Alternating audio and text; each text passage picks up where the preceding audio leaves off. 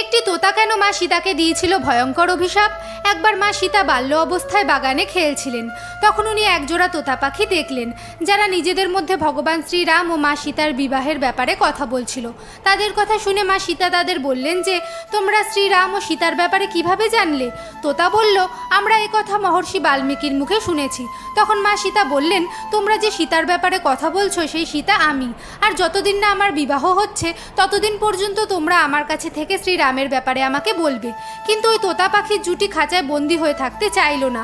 তখন মা সীতা পুরুষ তোতাটিকে ছেড়ে দিতে রাজি হলেও স্ত্রী তোতাটিকে নিজের কাছে রাখলেন। তখন পুরুষ তোতাটি বলল, আমার স্ত্রী গর্ভবতী, দয়া করে আমাদেরকে আলাদা করবেন না। কিন্তু মাতা সীতা তার কথা শুনলেন না। তখন স্ত্রী তোতা পাখি রেগে গিয়ে মাতা সীতাকে অভিশাপ দিল যে, তুমি যেভাবে আমার গর্ভাবস্থায় আমাকে আমার স্বামীর থেকে আলাদা করছো, সেরকম তুমিও গর্ভবতী অবস্থায় তোমার স্বামীর থেকে আলাদা হয়ে যাবে। মানা হয় যে পরের জন্মে সেই তোতাই ধোপা হয়ে জন্ম নিয়েছিল, যে মাতা সীতার চরিত্রের দিকে আঙুল তুলেছিল, আর শ্রীরামকে রাজধর্মের কারণে মাতা সীতাকে ত্যাগ করতে হয়েছিল।